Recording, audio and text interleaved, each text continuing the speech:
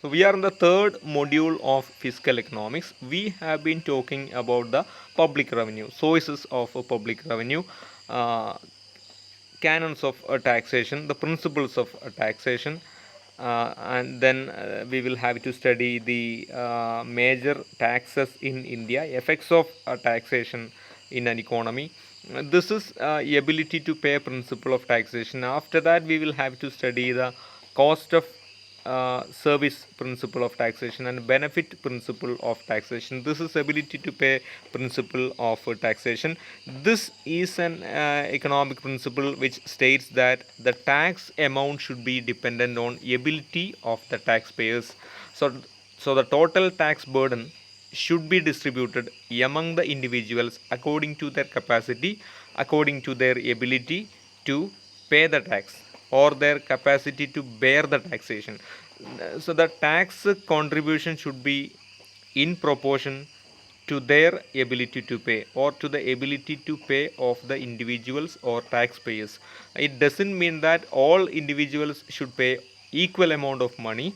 The individuals or taxpayers should pay the amount of taxation which is dependent on their ability to pay or their relative ability to pay. So the ability to pay principle is in line with the canon of equity, as high income people pay higher amount of money as taxation, and low income people pay less amount of taxation. That means this is in line with the canon of equity. And all progressive taxation tax system or all progressive taxes comply with this principle, as the high income people pay higher amount of money and low income people pay low amount of money or no amount of money. And this is on the basis of what taxpayers earn. That means it is the base. The taxes will be imposed and the taxes will be collected on the basis of the income of the taxpayers or capacity of the taxpayers, or taxation will be taxes will be imposed on what taxpayers earn as income and not on the basis of what taxpayers consume.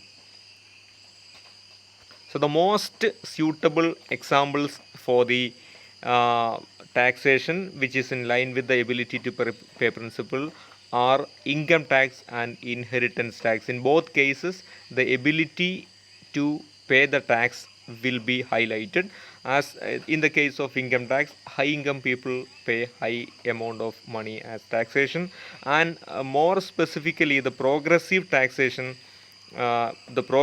income tax will be more suitable to the ability to pay principle of taxation.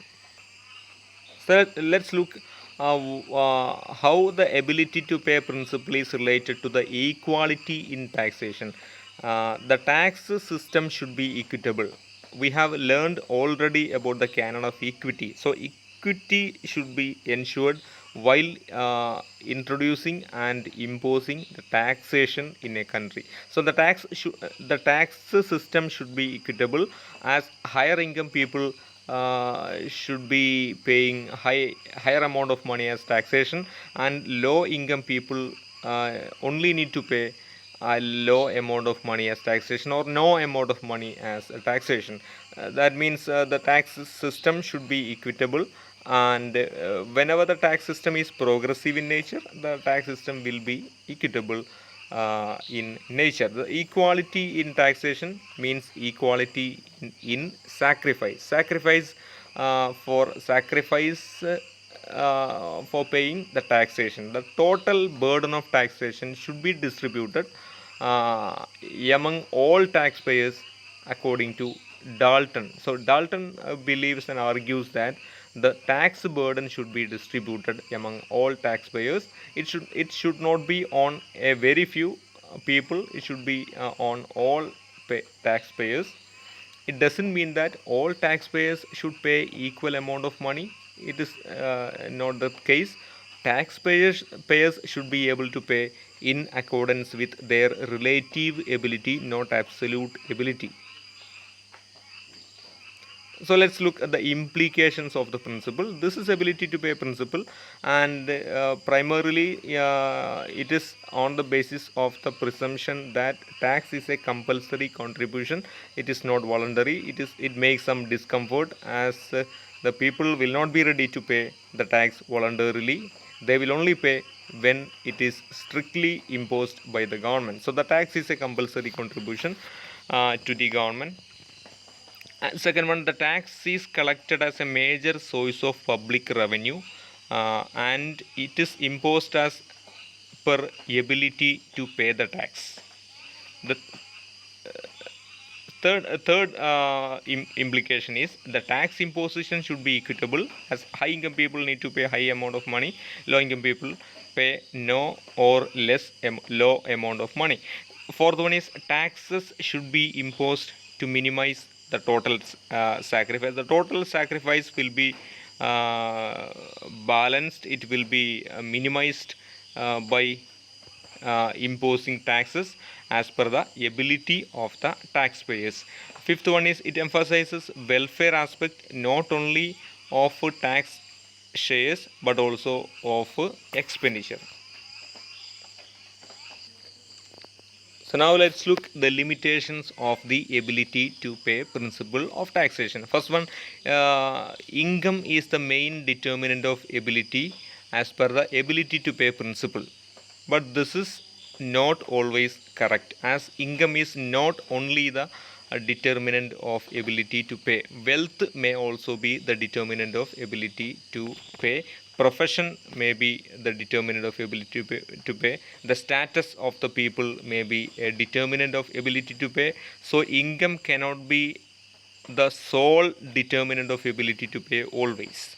So that is one of the drawbacks of the ability to pay principle of taxation. Second one is the ability to pay principle of taxation is based on some unrealistic assumptions of utility is quantifiable, and interpersonal comparison of utility is possible. In fact, utility is hardly quantifiable, as it is not easy to quantify the utility of each individual in a society, and the interpersonal comparison of utility is also not easy to make it happen.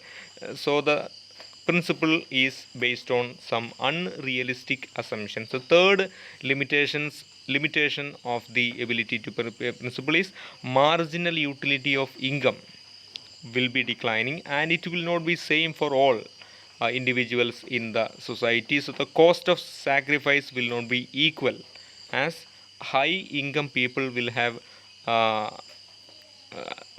will have greater decline in marginal utility, or the marginal utility of money, marginal utility of income will be greater for the low income people, and that will be lower for the high income people. So the loss of um, utility for the low income people will be greater than that of the high income people. So this is not comparable, as the loss of utility from taxation will not be same for all categories of people, like high income people and low income people. So it is not comparable.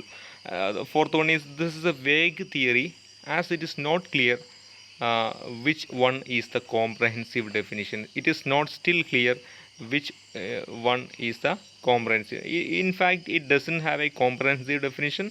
Many economists suggested many definitions for the ability to pay principle. And fifth one, not all people who earn same amount of money are alike in terms of ability.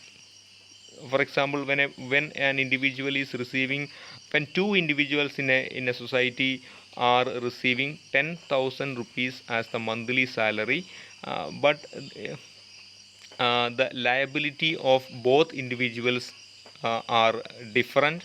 So the both individuals have different ability to pay. Suppose In case of both individuals A and B, A has 10,000 rupees per month, B has also 10,000 rupees per month, but A has two dependents with him in his family, and mm, B has no dependent in his family. That means the B will be more richer than A, as A has some liability, A has some dependence in his family, and B doesn't have any dependence. So B is richer in terms of that, but that will not be taken into account in the ability to pay principle, as only income is the sole determinant in many cases for the ability to pay the taxation. So having said that, the ability to pay taxation is a popular principle in the taxation, as it is more highly certain that the income should be based on the ability of the people, ability of the taxpayers, or capacity of the taxpayers. So income is a major player in the ability to pay the taxation. Thank you.